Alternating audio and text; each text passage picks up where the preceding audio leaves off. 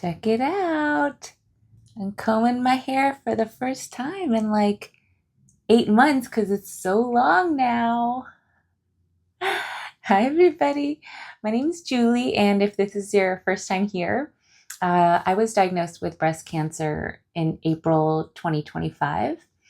I've been through 5 months of chemo and 2 surgeries so far, and I have one more surgery, the reconstruction, scheduled for next month. So I just wanted to share an update on how I've been doing this last month or so, and a new unexpected hobby that I picked up during my surgery recovery, thanks to my sister.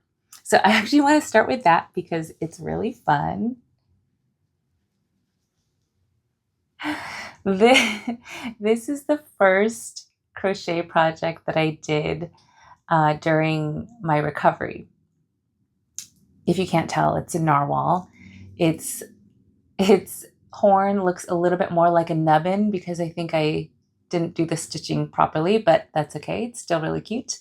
My sister got me a kit, it's called Woobles crochet kit, and she got it for me so that I could have something to do while I was recovering, since I was not bedridden, but I couldn't do a whole lot of active stuff for a little while.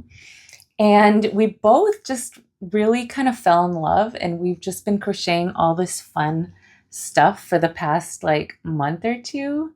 This was my second project, and this was my third. It's a llama. It's a little bit lopsided, but so cute. This was fun because it used a new stitch that I hadn't, it was a little bit different. And then this little guy, I added the cheeks and the flower. That was my personal touch. And I've just been making like a bunch of hearts and like cute stuff. So that, oh, and a granny square. You can make like a bunch of these and make blankets or shirts and stuff like that. So anyway, that was something that I didn't, yeah, it was just kind of an unexpected hobby that I picked up, and I've been enjoying it a lot. I feel like doing something with my hands during my surgery recovery has just, there's just something special about like hand making things. Like I feel like it makes me more present.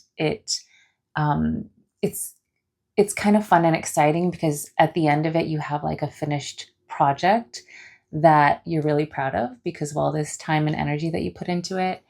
And it's just been, yeah, it's just been a really lovely thing to do in my spare time. So much so that I've actually been creating like little crochet tutorial videos, which you can find on my channel as well. And I even made this like little crown that you can put on one of your animals. But yeah, so that's kind of what I've been doing to pass the time quite a lot these days. And that's been keeping me sane as I've been going through my recovery. I feel pretty good now. I actually started doing a little bit of qigong and yoga the past 2 weeks because like I'm building my strength back up and I'm building my flexibility back up.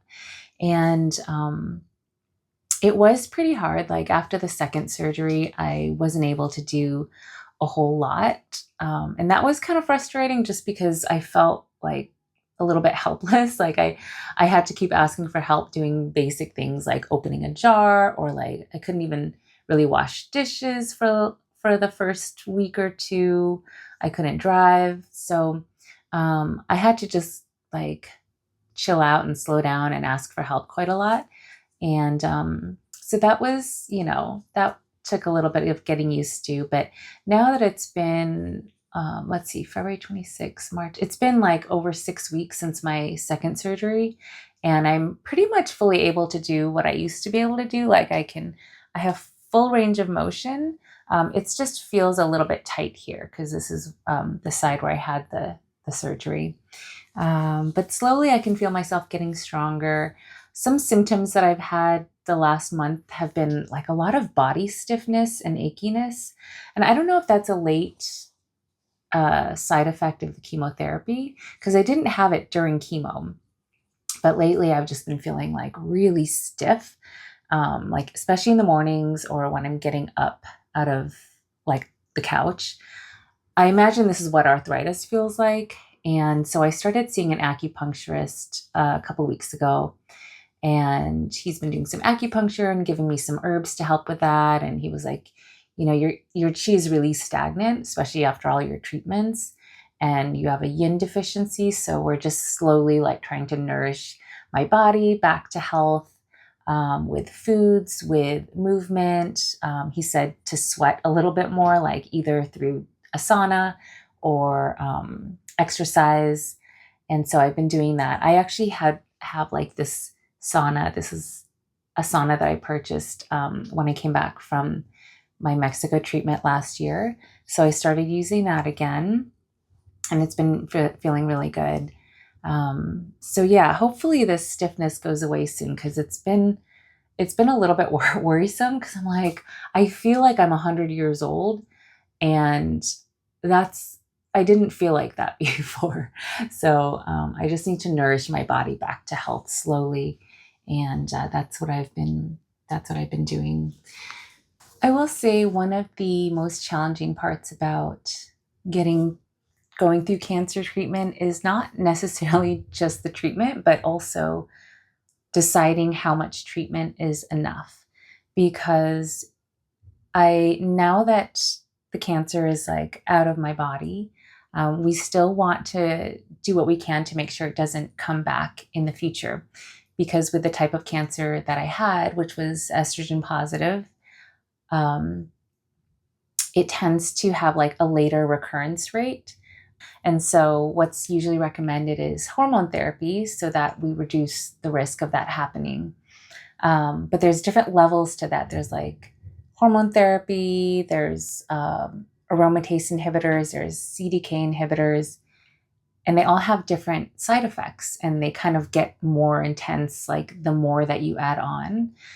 My doctor was presenting me with my options, and it was a hard decision because I do want to, do what I can so that I'm not going to get cancer again in the future. So I am going to go on hormone therapy, but it's like, what level of hormone therapy should I go on? Because I still want to maintain a good quality of life. And if I'm, doing the most intense treatments, and I'm having all these bad side effects, but it's reducing my rate of cancer only by like 3%, like, is that actually worth it? And so I've had to, kind of figure out what feels best for me. And so I've decided to go on tamoxifen, which is sort of the least, I guess, the least side effects usually, as opposed to the aromatase inhibitors and the CDK inhibitors.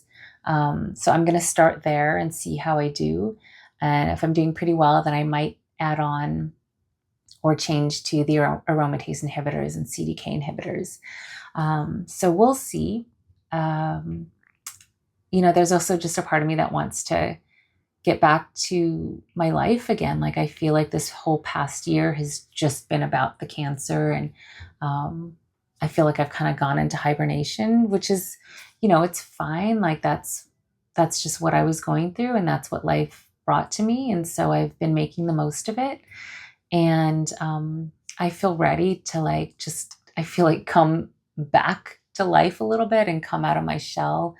So that's it for now. Thank you for your support. And if you are going through cancer treatment yourself, just hang in there. You're going to get through this. You've got this. Take good care of yourself and find ways to treat yourself and have fun.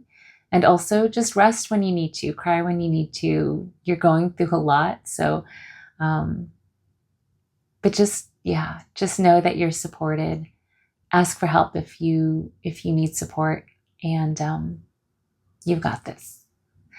Thanks for tuning in, everybody. I wish you a beautiful, magical day.